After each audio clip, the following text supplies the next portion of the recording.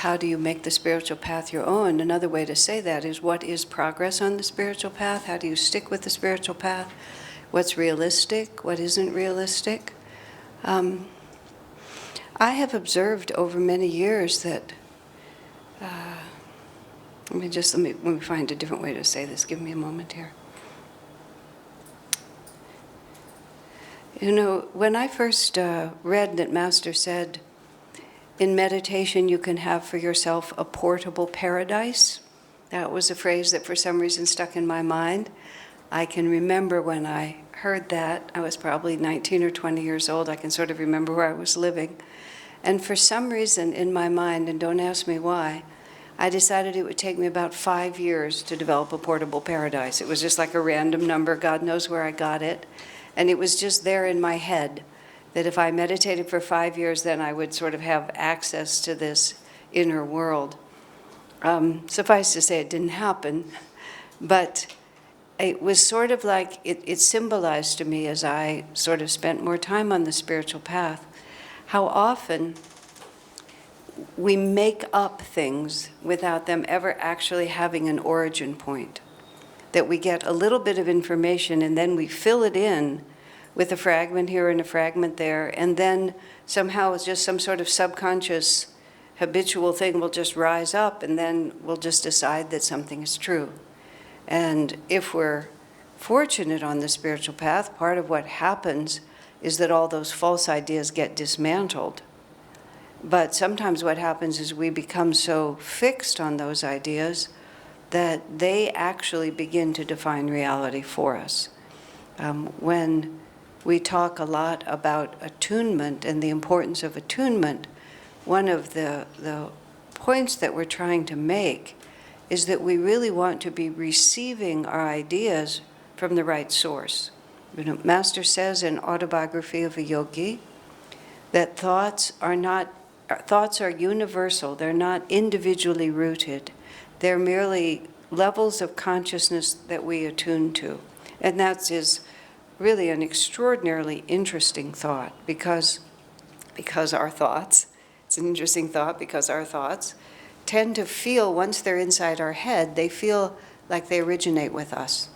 And we don't understand how mutable our whole nature is. You know, the physicists and the scientists are beginning to find objective proof of what the yogis have been saying for a long time, that we're just fields of energy. I was remembering this story that Swami told us about. There was a yogi named Dhirananda who was a boyhood friend of Master's, and Master invited him over to America, and for a long time he was Master's like sort of lieutenant, second in command. In the end, Dhirananda turned against Master, he even sued him, and Dhirananda went off and became a professor at some university in the middle of the country. And because of his Indian and his yogic background, he began to study the brain. And he was now Dr. somebody, I don't know what his name was before he had his monastic name. And he became a very famous researcher for the nature of the brain.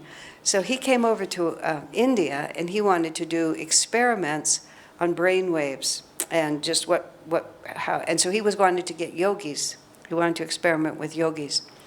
So Swami Purushothamananda is a very well-known yogi who lived at Vasishtha Guha outside of Rishikesh. He was a disciple of Ramakrishna, I believe, or either direct or through a disciple. So Dhirananda, as Dr. So-and-so, has brought all his brain measurement equipment over, and he contacts the Swami and said, I'd like to bring my team out to measure your, to have you meditate, and we'll measure. And he said, we'd like to come on Wednesday. The Swami said, Wednesday is not a good day. And the Dhirananda said, well, Wednesday's the day we have. So Swami said yes. So they come on Wednesday. There's terrible storms and floods. Nothing really works at all. They can't do anything they're supposed to do. And then they come on Thursday, which is the day the Swami had suggested. So they come and they get the Swami all set up like this. And then the machines register nothing. And they think the machines are broken, and they struggle with it, and they just can't figure out what's going on.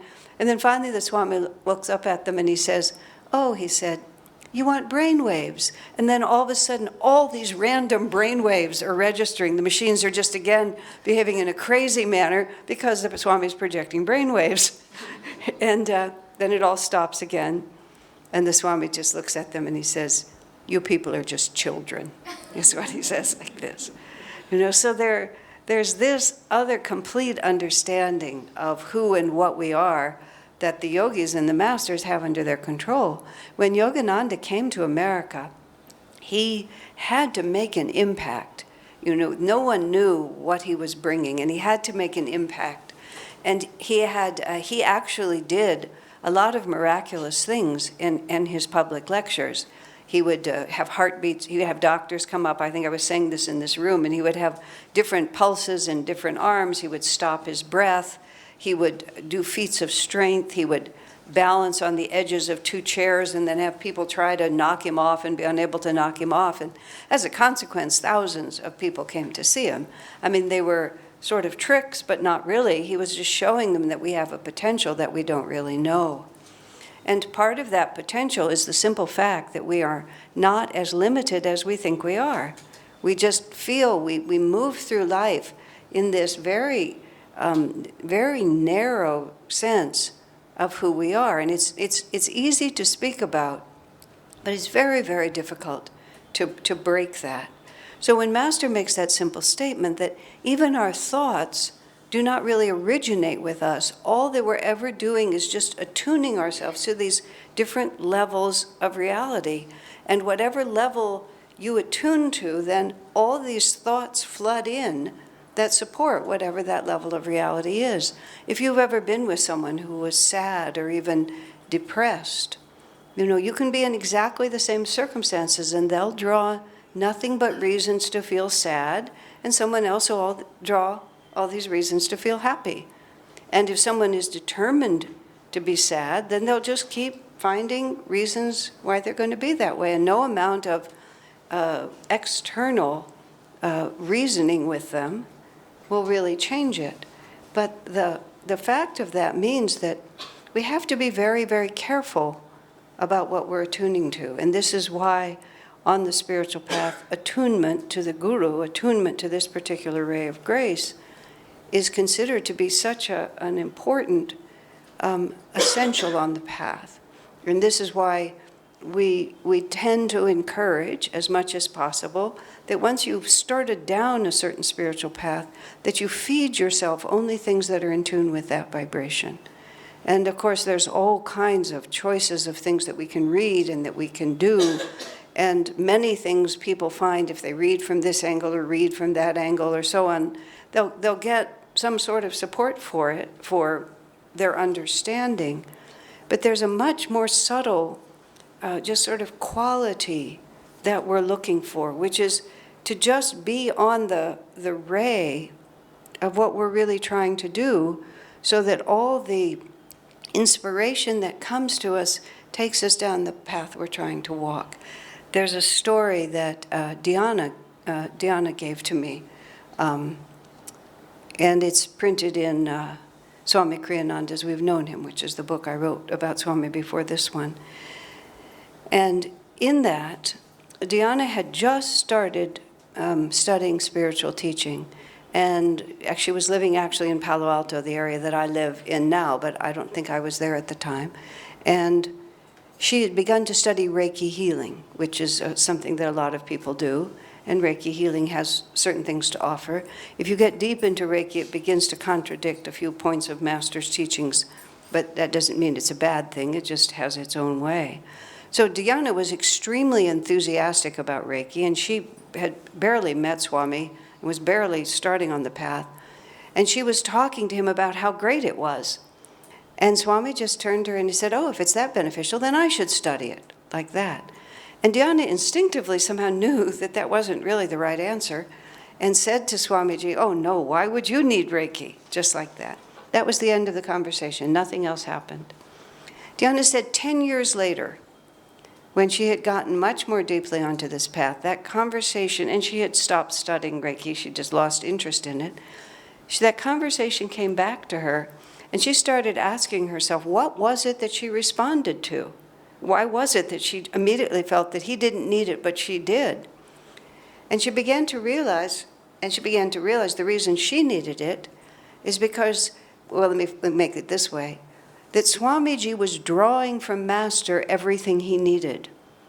And so it was obvious to her that he didn't need to add anything to that because everything he needed was coming directly to him from Master. And Dhyana said, and she wasn't. It was as simple as that. She wasn't drawing everything she needed from Master, and therefore she was restless to find other ways to nurture herself. Now, I'm not trying to make a dogmatic story here, but I'm trying to talk about some of the choices that we make that either strengthen and inspire our spiritual path or gradually dilute it. Because many people start out with a great deal of energy, and many fewer of them make it to the finish line. It's in the Gita, out of 1,000, one seeks God, and out of 1,000 who seek God, one finds God. Somebody made up some T-shirts that people wore that said, "I'll be the one in 1,000." It was kind of an esoteric, T-shirt, but people who understood it really understood it. Master's response actually is very encouraging. He said, "Our percentage is higher." He didn't say how much higher, but maybe you'll be 2 in 1,000 or whatever it's going to be. But the most important thing on the spiritual path is not how enthusiastically you start, but how enthusiastically you finish. And there's many things that I have observed over time. Now, I've been with Ananda since 1971, and there's a quality to Ananda that I've actually seen everywhere. It was especially true when we were one small community and I could watch it come together, is that there's a lot of people who move in and out because, this is a very powerful and attractive path and people get interested in it, but not everyone has, as Swami Kriyananda put it, not everyone has lifelong spiritual karma. Many people just have some. And we become enthusiastic for a while, and then it kind of like the fuel burns out. And that's a natural progression. And sometimes the fuel burns out because we don't add more fuel to it. So over the years I've watched at Ananda, there would be an outer circle, and then people would sort of gradually move in. And the outer circle would shift a great deal, but once there was a certain level of commitment, it was just impossible to go away. It was very much, as I was talking in one of the classes here, at the end of the life of Jesus, when many disciples were leaving because it was so confusing. And he asked Peter, his primary disciple, the one the Catholics claim to be the first pope. I have to laugh because really, being a pope was so far from Peter's mind. It's just like ludicrous. It would be the last thing he was ever thinking about. But Jesus said, "Are you going to leave me too?" And Peter answered, "Where would I go?"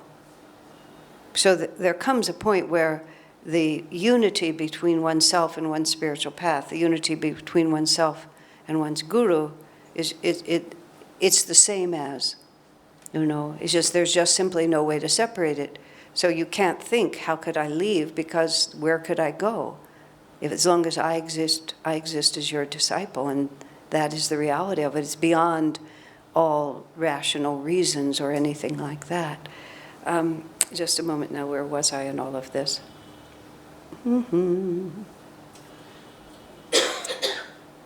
Where was I? What was I saying? This is a test. Enthusiastically. Oh yes. Yeah.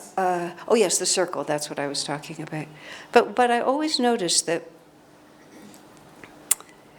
over the years, very few people from there departed. But the ones who did always, and the only way I can describe it is they always played the edges. There were sort of attitudes that weren't quite in keeping with the spiritual thinking, but they thought they could keep them. They could be a little angry, they could be a little snide, they could be a little, one friend of mine who actually was and still is, even though he won't talk to me anymore, he was one of my dearest and best friends for like 20 years. But whenever he was mad at me, I discovered that he kept a list of all the reasons why I had mistreated him. I mean, I was astonished. They would go all the way back. He remembered them all. You know, and no matter how many times I would say, yes, I was an idiot, I'm sorry, it would just stay on the list, you know? And so there was just this determination not to admit that he was ever at fault, but that it was always someone else's fault. And eventually, literally, it just blew him off the path. You know, there was another man I knew who just, I mean, the only thing I can think of is he played around with worldliness.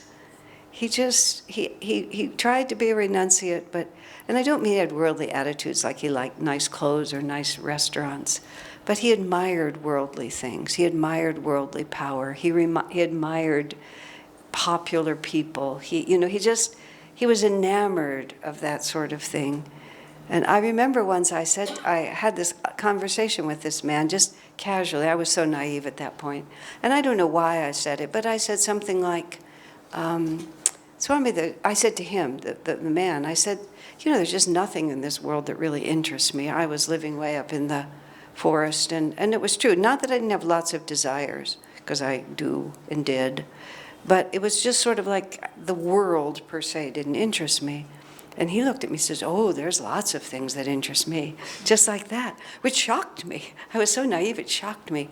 So when I saw Swamiji, I said, you know, I told him this conversation, and very seriously said, yes, I said, there's lots of things that interest him. And eventually that infatuation, I'm trying to say this in the right way, because it wasn't like career ambition or something like that. He was infatuated with worldly power. He was infatuated with fame. He was infatuated with the adulation that would come. It was an egoic rather than a material thing, if you can understand, and it just drew him right off the path. So what I'm really trying to talk about here is, you know, we really have to take this seriously. If we really want to be standing on the path at the end of our lives, and I've heard it said, I mean, Master himself said it, those who are faithful to the end, meaning the end of life, he said, then I or one of the other masters will come and take them across the divide between this life and the next. But what's so fascinating about that remark is he didn't say those who triumph and never miss a meditation. He just said those who are faithful to the end. And there's a particular quality about that statement that's always attracted me, because that's really what counts. Swami often said, God reads the heart. You know, it's who we are inside ourselves. And often it's very difficult to express yourself. When this one woman in our community passed away, Swami remarked about her, and he had the perception to know. He said, she only revealed a very small part of who she was. He said most of her was hidden from most people's view. And her sister said afterwards, how did Swami know that? You know, but he just knew, he could tell. So you can't always tell what's showing. There was another woman, Paula, who was a devotee in our community, and I think in the Swami Kriyananda book, I wrote about her passing. Oh, it's in the Finding Happiness movie. That's where many of you may have seen me tell the story of her passing, which was one of the earlier deaths in our community. Plus, she just died magnificently. She died so consciously, so bravely, and just with so much energy. Swami said afterwards, you know, you have to be a highly advanced soul to be able to call the moment of your death in the way that she did, and to do it so forcefully like this. But she was, well, actually someone said, you know, if you didn't really know, you wouldn't be sure she was playing with a full deck, is how someone put it, because she was extremely childlike, just extremely childlike, and just very, very sweet. But she could accomplish a great deal, but she always did it in this sort of little child's way. She was a small woman. She had a little voice. It's just like you wouldn't think magnificent lion-like yogi when you thought about her. She also had a passion for clothes. And actually, after she died, all of her clothes and jewelry were passed out to all of us. And it just kept passing out. There was just more and more of it, you know. Her husband kept finding secret stashes of things that she had. And truthfully, she was nearly bankrupt when she died for various reasons, not exactly related to her affection for clothes. But, I mean, so, like, who was she? But she loved God with everything that she had in her heart. And she was just pure, just completely pure. And she never played the edges. You know, it was just the way it was. There's a story about her that I don't think I told in the movie. I probably didn't have time. She used to be the buyer for this retail store that we had, which was actually a woman's clothing store. Very successful because of her buying. And so she had a business partner, a woman who was a businesswoman, and they would go to the fashion shows. And Paula would just sail through and just pick out intuitively what she knew would work. Intuitively, she knew how many to buy. She just completely, she did it without notes, without any left brain interference. And she would just sail through, and then the business lady behind her would come through and, you know, make everything work. And she was always right. I mean, she clothed me. I'd go in her store. I bought these for you, and then she'd give me, you know, the best-looking things I ever had, because she just knew. She knew us all. So one of those shows, she had a bronchial condition, and she was coughing a lot, and it was a bit of a problem. So she actually had some codeine cough medicine. And being a rather unsystematic person, she was just sipping it. And she wasn't paying any attention. Yeah, she was just sipping it, not paying any attention. And she overdosed. So she's alone in a hotel room, and she realizes she's overdosed on this narcotic, which is not a joke. And she actually begins to feel that she's dying. And she sort of crawls into the bath. She couldn't deal with the phone or anything like that. She crawls into the bathroom, thinking if she's sort of on the floor. She turns the bathtub on, splashes water on her face. Then she's actually leaning over, and the lid of the toilet is up. She's staring into the toilet bowl, and she says, "Divine Mother, am I going to die looking into a toilet bowl?" It was just like, really? Even in the moment, she had enough to think, this is not how I pictured it. But then she said she saw the tunnel of light, and she just started going up the tunnel of light, and she was heading out.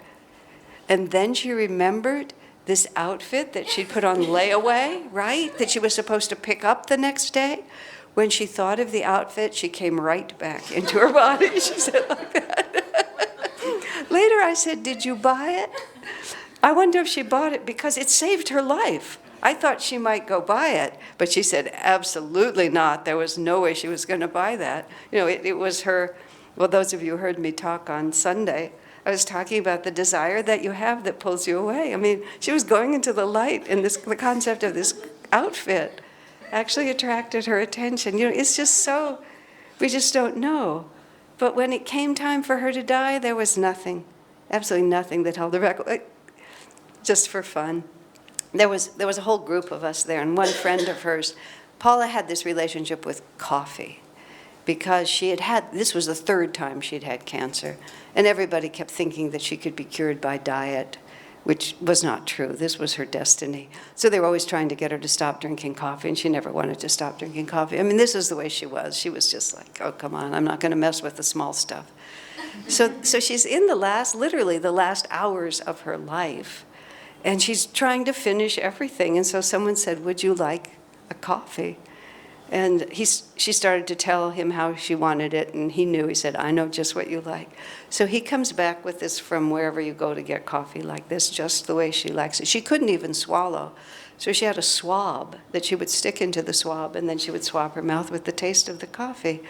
And, you know, hours are passing. She's still holding this coffee cup. At one point, she starts to drift off. Someone tries to take it from her hand. She wakes up. She closes her hand around it. She says, "I'm not finished with it yet," like that. And then, you know, another hour, she takes a little bit more. Then she says, "Take it away like this." You know, she just finished everything. And then she gathered us around. She had the supplement. We were in the hospital. She was in the hospital, but the hospital just let us do what we wanted. She had the oxygen in her nose, and she did a little ceremony with whispers from eternity. And then we all went to sleep. It was like midnight or something like that. We're just all over the floor. And I look up and she pulls it out. She didn't say anything at all. She just took it out, and I thought, oh my goodness, look at that. She knew it was over. She pulls it out. A short time later, we sort of all woke up, and she's trying to pass. This is I put into the movie, so I don't have to tell you all of it. But she was sort of, we could feel she was trying to leave, and then she said, this is just like a little child, this is very hard. She said, you have to help me. And Jyotish was there, and he started us all chanting Om. And then she said, God, Christ, Guru. And just very shortly after that, she stopped breathing. I mean, oh my gosh, And if you had watched her and looked at her, you would never have known who she was. She was incredibly sweet and, just adorable and loving. But you would never have known who she was. But it's who we are on the inside. That really makes the difference. We're given all kinds of strange roles in this world. We just don't know. We don't know why we are who we are. We like to think that we have some control over this, but the longer I live, the more just mysterious the whole thing is. And the only part of it that we really have is this sort of inner reality, this inner sweetness, this inner possibility of goodness. That is what we really have to keep, because the roles are sometimes very complicated and not so easy to figure out. The question that was asked me was about my own ups and downs. I've not tried to play the edges exactly because I've watched too many other people do that. But all of us imagine that we can get away with a little more than God is going to let us get away with. That's the only way I can think about it. Sister Gyanamata says that she gradually realized that God wanted everything from her. She said, even those things, and I love the way she put it, that harmed no one, that were mine by right. She said, God just wanted to take it all away from her. So there's a process that just happens in the spiritual path, and no one can predict it, and no one can tell you exactly what it is. It's not like you have to have all the people you love die, or you have to go bankrupt, or you have to lose your home, or you have to be disappointed. There's just absolutely no telling what it really is going to look like. It's all just a question of, where is my heart? What am I holding to? What do I love? What is really of value to me? But the other part of what God reading the heart is this, the simple word is humility. But also we also have to have the humility to just be who we are. I spent a lot of time in my early years with Swamiji just somehow trying to pretend I was someone else. I don't know how else to put it. It's just like I kept trying to make my spirituality from the outside. It's just like, this is what a spiritual person would be like, so this is what I'm going to be like. These are my attitudes, these are my words, this is how I behave, this is what I want. And I gradually realized that it was, first of all, it was exhausting. And the second thing is it kind of cuts you off from your real power, because the only real power we have is who we actually are. And all of these desires and inclinations and affections and attachments, all of these are actually not separate from our spiritual life. We have this idea, contrary to what some of the things I was just saying, that we have to cut them all off. And, now that I've been in India for a few weeks, I've seen that there's one consistent question. Nobody asked it tonight because you didn't ask it yet, but some of you would have, I'm sure, which is, here I am, a householder with all these responsibilities. It must be easier for you, me, Asha, because you're not like me. We just have this imaginary idea that there's an easier path than the one I'm on. And that mine is extra difficult because of whatever I have, and then you just fill in the blanks, and that one looks better. So we sort of try to follow that one. Whereas, in fact, we just are, I was talking about this yesterday, I think, and just trying to say this, coming back to the fact that we're just energy and vibrations. These are very subtle thoughts, but the clearer we can grasp these really subtle thoughts, the easier everything becomes. It's like we are nothing we are nothing but a certain vibration of consciousness. And because we are that vibration of consciousness, everything manifests in harmony with that vibration.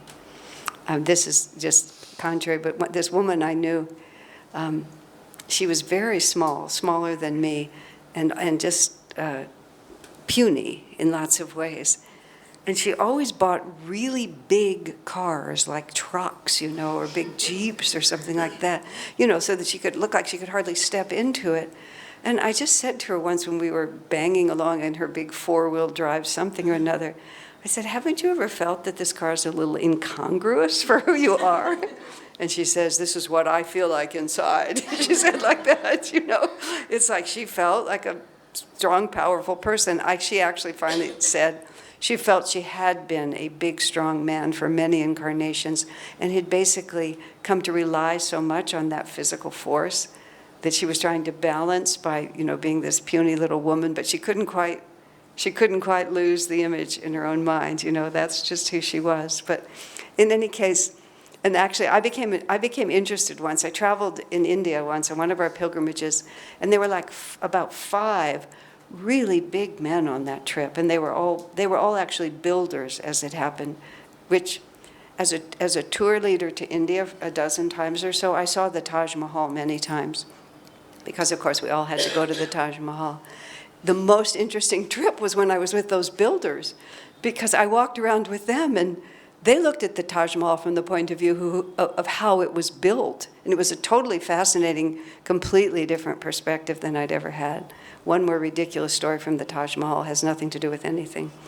I was there once with Brian Powers, and we were there, and there was we looked up and there were some vultures circling above, and Brian, who's very much of a jokester, began to cough and stagger, and then he fell to the ground, and I'll be darned if those vultures didn't come down from the sky and land right next to him. So I guess they're always watching, for someone to fall over. Okay, moving right along. I was with these men, and because I'm a small female, and they were just big males, and I was just sort of talking about what it would be like. Finally, one of them said to me, Asha, it's the right size body for my consciousness, is how he put it. But it was his vibration. It was his vibration to be male, to be large, to be strong, to have that kind of energy. And so we're all some certain vibration, and that vibration is in our chakras. And then we manifest a reality that exactly matches us. And so we're not really householders or monks or men or women or large or small, any of that. We are a certain vibration, and we literally materialize our vibration around us. And so what we have to work with is we have to work from the inside out to really refine our vibration. We don't even necessarily mean to change it, but we just need to keep refining it, to just become a better and better version of who I actually am, given whatever starting point I am. And the more at peace we are with whatever starting point we have, whether it's strong and healthy, whether it's sickly, whether it's wealthy, whether it's poor, whether we have good luck or bad luck or talents or not talents, we are a certain vibration. And if we want to be something else, like perhaps closer to God, then the way we get closer to God is we begin to refine that vibration. And we just ask ourselves, what am I doing with my time? What am I doing with my life? I mean, sometimes it's very interesting to walk into your own home, for example, or your own room, or wherever you live, to open your own closet and just think, if I didn't know this person, who would they be? What would I think about whoever this is? The way I keep this house or the way this house has been kept. Just like, who would be like this? And you can look at it backwards. Invariably, when I'm feeling off, I look around. I live primarily in one pleasant-sized room in a larger house, and I just look around and it's just confusion. Whoever lives here is really confused. And I can just look around and see that she's really confused. And I put the room back in order and is sort of getting access. And I actually looked at my house from with this same question, because many of you have been there, but there's a bigger space. And I realized all the art in this house is spiritual. Almost all the art. But just like I realized that I had just, everything I wanted to see was a spiritual image. And that wasn't like I thought that's what I had to do or anything like that. It's just, that's what I wanted to see. I wanted to see these colors. I wanted to see these forms. You know, those are just the questions we ask ourselves, because we're nothing but vibrations. What kind of music is going on in our houses? What do we do when we're alone in the car, when we have relaxation time? Now, I read novels. I'm not ashamed to admit it. Actually, novels have been my drug of choice for much of my life. I suffered from TMN, too many novels, you know? And I actually had to start weaning myself off of novels, because there was a point when I realized it really was a drug for me. It was just my way of, so I started reading biographies. I didn't stop reading, because recreational reading is just part of the way I'm wired. But I started trying to just be a little more elevated, and gradually it's been very interesting. I've actually, to a large extent, lost my taste for novels, and only occasionally can I read them now. But it was a conscious realization, I need to shift this vibration. I haven't lost my taste for recreational reading. You know, that's just still. And Swami actually read a lot, and toward the very end of his life he commented. He said, I no longer read, he said, and for someone like me, speaking of himself, who's been a bookworm all my life, he said it's really a notable shift that he just stopped reading, because his consciousness just went to a place where he really couldn't read anymore. But you know, those are the questions. What are the books on my shelf? What am I doing? Because all of these things begin to add up to the vibration that we create. And of course, all of you who don't have control of your own environment because you share your home with many other people who may be very different than you, you have to find your own way with all of this. But whatever we're tuned into, that's what we'll become. And if we want to become one thing, then we have to just simply begin to tune into it. And it's as simple as that. And if what also happens on our path, and the question way back to the question was ups and downs, is count on them. You know, just depend on them. This is where I said we get these ideas in our head. 5 years, portable paradise, there it is. I just make it up. Spiritual person never has any problems. And I remember I was working for Swamiji as his secretary, and I was quite an excitable person. And when I would become excitable, I would make noise. You know, I would make words and so on. And I remember I was in some central area of the community at a certain time, and I don't know what I was irate about, but I was irate about something. And someone said to me in a very pious way, "You're Swami Kriyananda's secretary, you shouldn't be behaving like this." My response was, "I am Swami's secretary and I am behaving like this." You know, I just couldn't, I had to be what I was, you know, and so that's what we have to be. I love God and this is how I behave. I'm a dedicated disciple of Master and this is what's happening to me. You know, this must be what happens to me. This must be my route to salvation, because otherwise I wouldn't be going through it. And what we need to really develop in ourselves is just this calm acceptance that this is the path. This is not an aberration on the path. This is the path. That I just put one foot in front of the other, and every so often I step into a big hole. And some precious something or another that I thought I was going to get to keep in my pocket all the way to liberation, God found it in there and he pulled it out. You know, that sort of begins to be what it feels like after a time. Oh, guess what? You know, I didn't know I had this in me. I mean, sometimes I feel, this was the image that I came up with lately, like a tube of toothpaste. I don't know why, but it's a tube of toothpaste if you have the cap on it. And I feel like it's like this was me. I'm like a tube of toothpaste with the cap on, lying on the floor, and God went like that with his heel. So all the seams split, you know, and it's just, you can picture it, it's a mess. And it's like, wow, look at that, what a mess. I didn't know that I was capable of feeling this way. And so two things can happen, you know, when we're exposed to ourselves. Either we become embarrassed, ashamed, guilty, tragic about, you know, oh, I thought I was more advanced than this. Well, I mean, I remember once with Swamiji, I had had this very difficult situation, and I thought I was free of it. But actually, all I was on was a small recess. And then circumstances came back together, and I was just as vulnerable as I'd ever been. And I had been congratulating myself on my freedom. And I was literally weeping. I was just so upset because here I was, and I thought I was free. And he said, well, this is actually really good news. He said, because you weren't putting out any energy to overcome this weakness because you thought you had. Now you know you haven't. I mean, that's about how seriously he took it.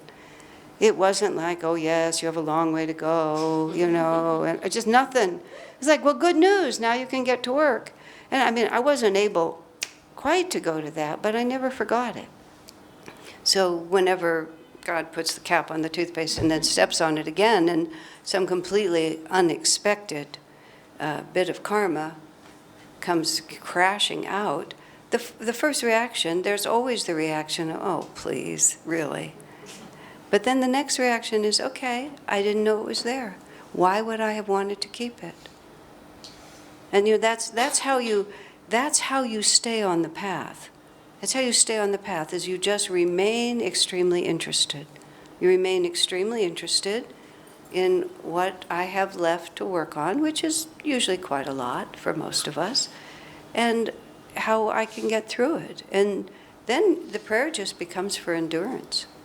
There's a lot. Endurance is just a huge part of the path, which is why Master said that, for those who don't quit, who just persevere to the end. At the age of 72, after all these years, my advice on the spiritual path is 2 words: don't quit. Just as simple as that. It doesn't really matter. I was saying that comment about masters. It doesn't really matter that much how well you do it. I've observed people who think they're doing really well, who burn out and go away, and the ones who are just sticking with it as best they can often is like the turtle in the hare. They just keep plodding along. So what we need to develop in ourselves, and this is a sort of practice when it's easier kind of teaching, we need to constantly remind ourselves how fortunate we are to be on the spiritual path. And don't think of it in terms of all the doors that Master opens for you. Don't think of it in terms of all the rough spots he smooths out. I mean, of course, we should be grateful when we feel the Master has saved us, but by no means don't define the path by any specific that you expect Master's going to do for you or God's going to do for you, because when he doesn't, you won't be able to stay on the path. So you have to just define the path. I mean, this is the way I always think about it. I always remember what it was like before I found the spiritual path. And that's the only point of contrast that really matters. It's just the point of contrast of not knowing what life is about, knowing what life is about, not feeling that you have any... I used to describe myself as that I was the hockey puck in the game of life. I was just being whacked from side to side. It was rather exciting. Lots was happening, but I never knew where the next experience would come from. And sometimes people would cheer and sometimes they would boo. And I just never knew anything that was happening. And then when I understood self-realization, and much more profoundly, when I met Swamiji and really became a disciple, it's like there's a point of reference. And that just having a point of reference, even if you can't always cling to it, because then everything that happens, there's a fixed point to which it relates, which is I am going toward God realization, and I live in relationship to that. And so what we need to do is we need to train our minds continuously to always bring ourselves back. If we're complaining, if we're feeling weak, whatever, just bring ourselves back, I had the very, very, very good karma to find the spiritual path. I know what the meaning of life is. Even if I struggle, even if I fail for a while, I know that. Make it as deep as you can so that when God asks you, will you also leave me? You just have to say, where could I go? And you really, really mean it. There is a man who helped train people who had terminal illnesses. And he would give these seminars for people with terminal illnesses. And there were 2 lists that he would have them make. This is the list of everything I'm going to miss out on because I'm going to die before I expected to die. And everybody would make those lists together, and there would be endless weeping and despair over all the things that you would miss. I'll never see my grandchildren, I won't grow old with my wife, I'll never see Paris, whatever it might be. And then on this side, you make a list of all the things that you're going to get to avoid now that you're going to die early. Which, there's quite a lot of them that most people have, that these things that one can't quite face. And there's this sort of feeling like that. Most people would think that what you have to work with is what you're missing, but the ones you have to work with is what do you think you're going to get to avoid by dying? And I thought it was such an interesting exercise. I have never been diagnosed with a terminal illness, except that the years keep passing. So in that sense, I'm diagnosed like all of us. But it was very interesting for me because when I read this, I wanted to make that list of what I was going to get out of. And I was very pleased to realize I really couldn't put anything on that list because I have practiced the spiritual ideas so deeply that I know that I'll never get out of anything. Yes, I could die and then I would have to experience it in another body, but it's just like I will never get out of anything. Everything will have to be faced. Every weakness will have to be overcome. Every attachment will have to be transcended. Every sorrow will have to be released. Every resentment. At one point when I don't know what I was struggling with, but I was struggling with something. And I gradually realized, and this was past lives, I was holding in my heart all these annoyances from God knows when, previous lives. I was expressing them to a certain extent to people in this life, but I knew that the origin point was past lives. And I finally got it down to somebody owes me an apology. Somebody needs to say, Asha, you were right, we were wrong. I thought to myself, what good would that do? Also, people are going to apologize for 15 lifetimes ago. What's good is it going to do at this point? But in my heart, I was actually still holding on. And it was you have to face this. Death itself is not going to release you from this wrong attitude. It's just as simple as that. There's nothing that we're going to get away with. Those are the kind of attitudes that you have to really develop. Now, Kamala Silva, who was a great disciple of Master, prayed that all her karmic debts would be paid in this lifetime. And in the early years of Ananda, we used to talk about that, and people would say, I've prayed that all my karma can be worked out in this lifetime. I thought to myself, the very thought of that absolutely terrifies me. I couldn't even entertain it as a theory. It was just so frightening to me. And I would look at people, and I never believed them. Maybe they really did, but I never believed them because I couldn't imagine it. And I still don't actually pray like that, but I have actually understood, of course it has to be paid. Everything has to be paid. And that's the opposite of playing the edges. That's the opposite of keeping a list of everything that so-and-so ever did to you so you can keep bringing it up. It's the opposite of saying somebody owes me an apology and I'm going to remain crabby until they give it to me, even if it's incarnations that I hold on to this thought. It's like everything. And I want to, even if I have to say, maybe a little more slowly and not yet. But anything that we're holding on to that we think we're going to get away with, that's what will challenge us on the spiritual path. And it gets messy. It just really gets messy. Our lives get messy. I was talking to some friends, though, saying, here's one more very important point. A lot of times when people hit hard times, they stay away from the Sangha.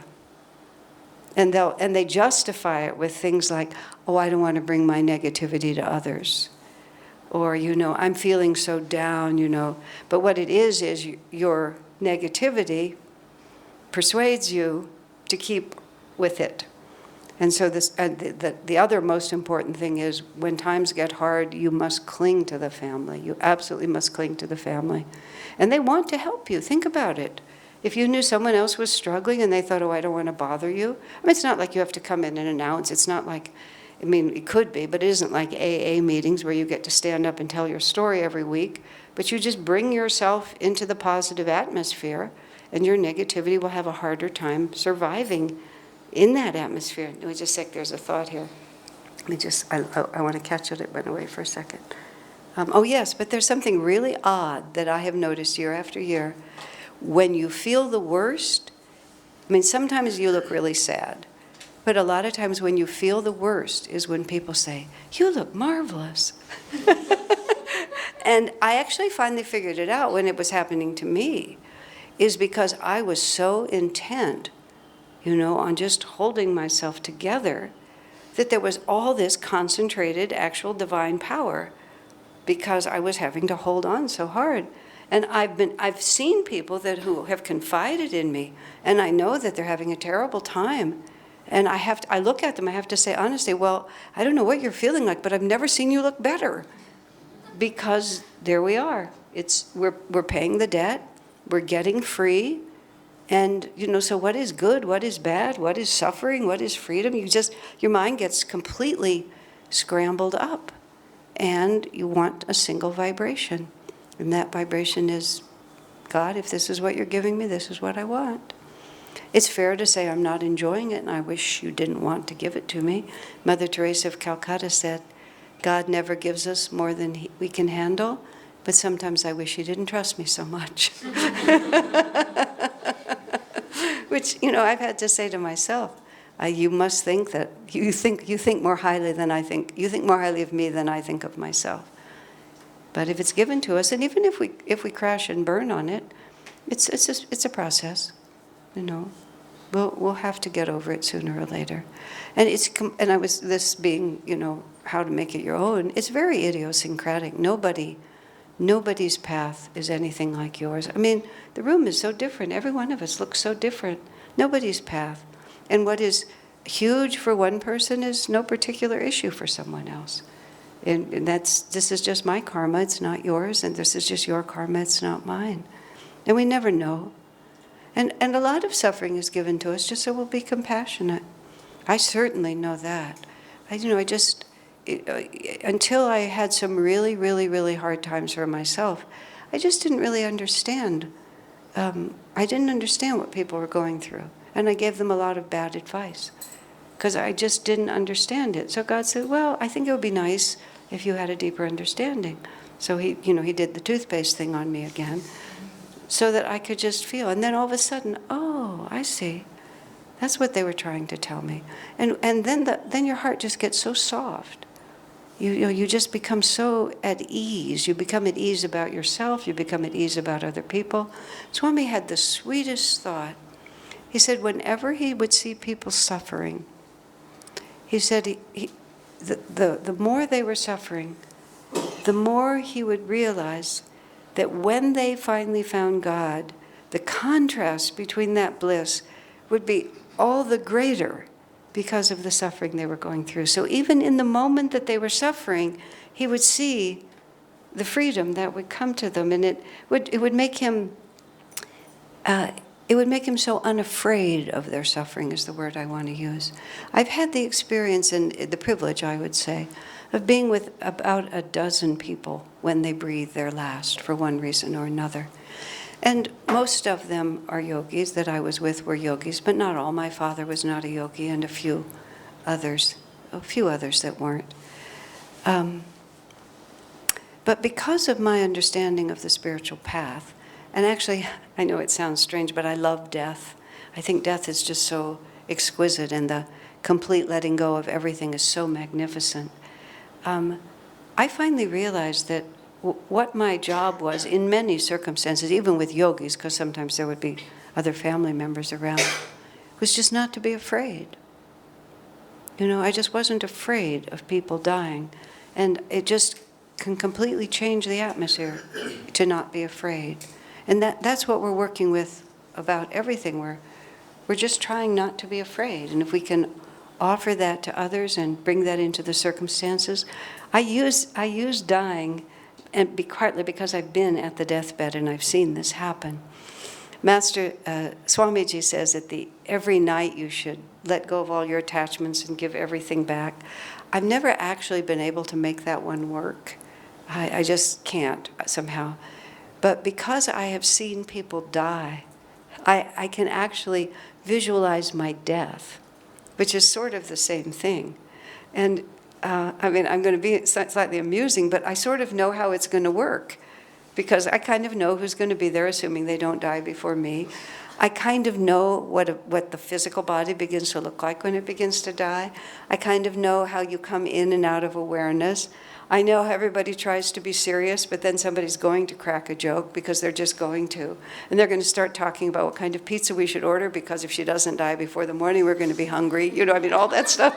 I mean, it's just going to, because it's real life, you know? And then they're going to start telling funny stories about you. And just all these things are going to happen. I can see the whole thing. And I can see myself being interested and then being less and less interested, and I can hear myself laughing at the good jokes and reminiscing about it and wondering about the pizza, and just getting, just getting smaller and smaller and farther away, and also just feeling how everything that's so important, what am I going to do with it then? What do I want to take with me? Because I've sat there, one woman, Tushti, you all know her because she was here. I was privileged to be with her. I wasn't with her when she breathed her last, but I was with her for the last month. And my relationship with her, my reason for being there, was she just over the course of the time, she was letting go, and she would bring up issues, and I was the one who was able to. And none of it was big conversation, but just, how are we going to work with this? How are we going to deal with this? Okay, she could put that down. How are we going to deal with this? I mean, there was a certain point, I don't know what the death process is, but she began to lose control of her legs, because you begin to be able to. And she was so puzzled that she was losing control of her legs. I said, Tushti, you're dying. And she said, oh, yeah, that's right. Just the mind is so strange. You're going to lose, your body's not going to work anymore, because she was so accustomed. She was a magnificent yogi and an athlete, but she couldn't make her leg work. And it just confusion. She had to shift it over. So I've seen how you just have to reorient yourself to another vibration. Because the vibration we usually have is that I want to stay here. One of my friends who nearly died after an operation, terrible complications, he commented that it was actually rather hard to get out of his body. He said he was drifting and he was happy to go, but it was complicated because all the threads of karma were still holding him. And he could see that there were just these myriad threads of karma. Of course, it wasn't his time. But that's what I was thinking too. There you are. That's what I watched with Tushti. Myriad threads of karma. And she took longer to pass than anyone expected, because I think she untied a lot of knots. So, I think of myself, there I am. And I think of the apologies I would still like to receive. And I wonder, if somebody's going to come and whisper into my ear as I'm dying, I'm sorry, you were right. And do I actually really need them to do that or not? Just all the little things. But that's the point of reference that we should have, really.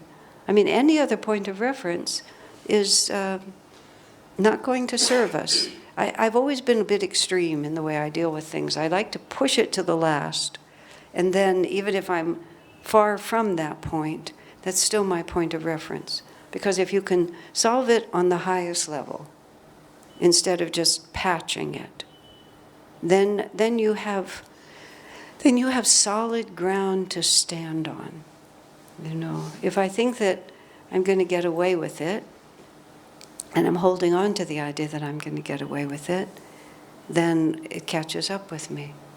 But if I'm on my deathbed every night and know that it's all going away, then you have a much better chance.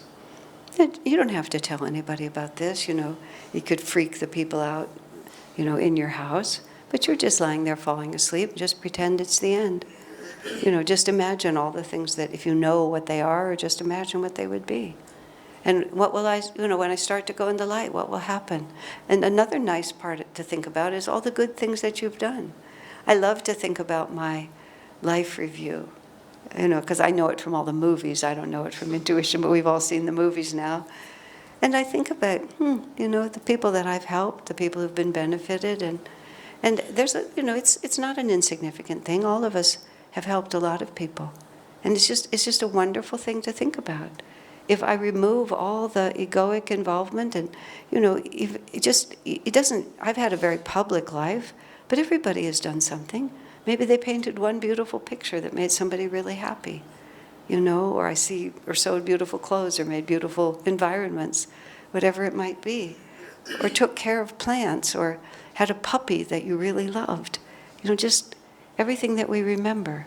Because you see, that's also a vibration. And this is something that if we cultivate in ourselves, you don't have to do it with a death image, but if we just cultivate a constant remembrance of all that we are that gives us reasons for joy. So there's this story that Swami told about one of Master's disciples who was in the hospital and he was dying. And I think Swami went to visit him. And when we came back, Master said, "How was he?" And Swami said he kept saying, "Oh, I've done so many wrong things in my life." And Master got very, very sad. Because that was his last thought. I've done so many wrong things in my life. But we've also done so many right things in our life. So what difference does it make? Who do we want to be? We are nothing but vibrations of consciousness. And the spiritual path is simply those vibrations of consciousness. Live in that light. Because I'm talking so much about death, when one of my friends was also dying, and she asked Swamiji, "What should I pray for?" And it was partly, her case was very serious. Should I pray to be well? Should I pray not to be well? What should I pray for? He said, "Pray to be in the light," which is just a magnificent answer, because that's what she did after that. It didn't matter whether she was sick or well, whether she was living or dying. She just wanted to be in the light. And I realized when I meditated on that, wow, that's what we should all be praying, shouldn't we? We just want to pray to be in the light. So I'm having an altercation with someone, or I'm having a job that I have to do, or I'm riding in the endless traffic here, whatever it might be. I just want to pray to be in the light. Because if I can hold that, then that's everything that will come into me will be on that vibration. One more thought here, and then I'll close. I don't remember what prompted this comment from Swamiji, but it was a very interesting one. He said, Master often corrected us. He often had to tell us that something needed to be different. He said, but no matter what Master said to us, he said, we always felt encouraged by what he said. Even if his correction of us was dramatic or even serious, he said we always felt encouraged, like we had hope for what we were doing. And he said, whenever you feel discouraged, he said, know that Satan is speaking to you.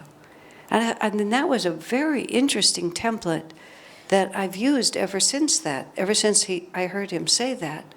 Because sometimes we think that we're being conscientious because we're being really hard on ourselves and we're getting really discouraged. Whenever you feel discouraged, Satan has a hold of you.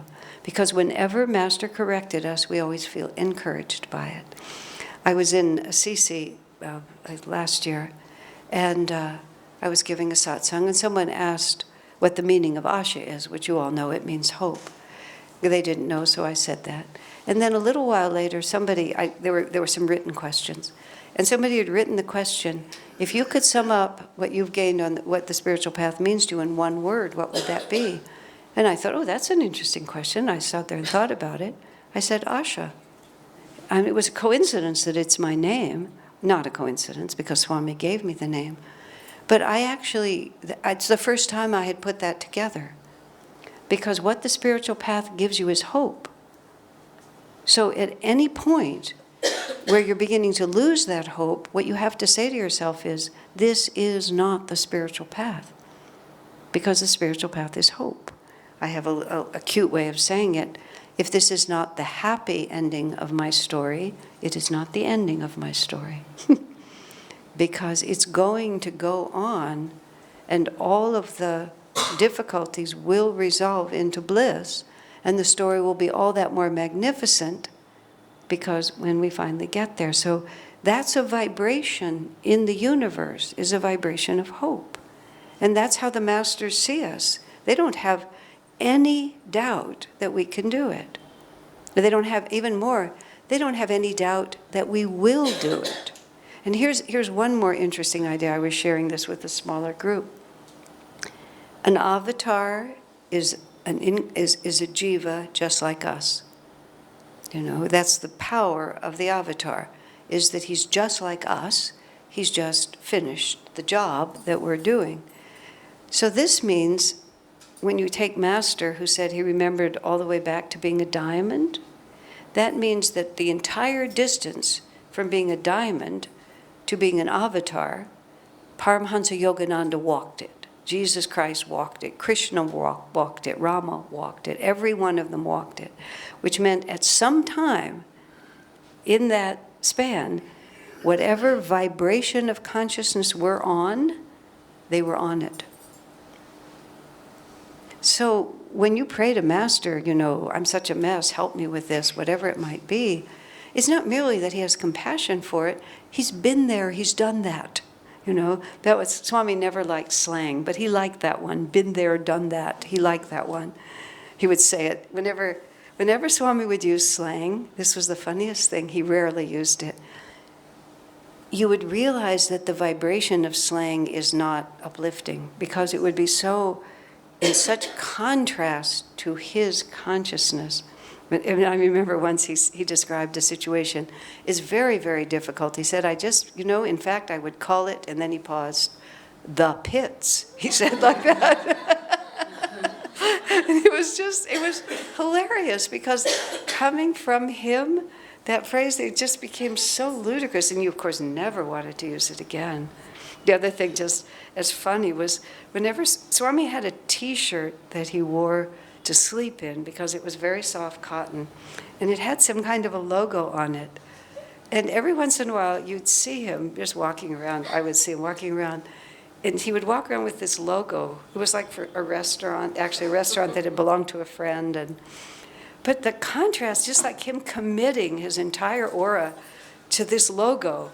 Once again, it was just so ludicrous. I mean, I know many of you wear things with logos on them, but it also made me realize that one should just be careful, about what one is putting forward at all times, because it was, such a contrast to this. Now, I was talking about hope, and I was talking about positive thinking, and I was saying something else that was more useful than that. Well, been there, done that. That was it. But it's actually really something to contemplate, serious to contemplate. You cannot be having an experience that Master did not have. It's behind him. So when he sees us having this experience, he's not shocked. See, we're shocked. He's not shocked. Of course you're having this experience because it's the vibration you're on. And in order to get through it, this is the experience you have. One of the stories in the Miracles and Answered Prayers book is, it starts, you might think being a drug addict and a disciple of Master are incompatible, but I'm here to say they're not. And then he went on to say, there are many things that Master said, and you won't be surprised that my favorite was, if you're going to do it anyway, take God with you. And so as a consequence, he said, I took Master to a lot of places I don't think he would have gone on his own. But as a consequence, he came through it without, the word I would use is without shame. And so when he actually finally became free of that unfortunate inclination, he was free of it because he had never separated himself from God and Guru. And I just think how important that is, because it's a vibration we have to go through. These are the thoughts that you need to meditate on before you're in crisis. So they become such a deep part of who you are that when the crisis comes, your roots are deeper. You can't just coast while it's easy and then imagine that you'll be strong when it's not. It has to be a matter of life or death before it is a matter of life or death. Because then when it is, you suffer, you weep, you huddle in a drawer, huddle in your bed. One of my friends said to me so beautifully, you can try to lay down and die, but it's not that easy. And as she put it, after a while you feel a little physically uncomfortable and you get hungry. So even if you lie down and die, try to die for a while, even if you actually die. There's a story of, it's from Adi Shankaracharya, I believe, and this is a story that is reported to be true, that there was a disciple of Shankaracharya's who was very anxious and very nervous and always presenting possibilities, and she was talking to the guru one day, and she said, well, so-and-so, but what happens if I die? And apparently he said to her, die. And she did. She just died, just like that. Well, then die then. No, that's the way the story's usually told. But of course, he would have been with her on the other side. And so, what I think of is him saying to her, so how did that work for you? It's like they just go through it with us. It doesn't really make any difference. If we just don't separate ourselves from them, they won't separate themselves from us. If we persevere to the end, they'll always be with us. All right. God bless you.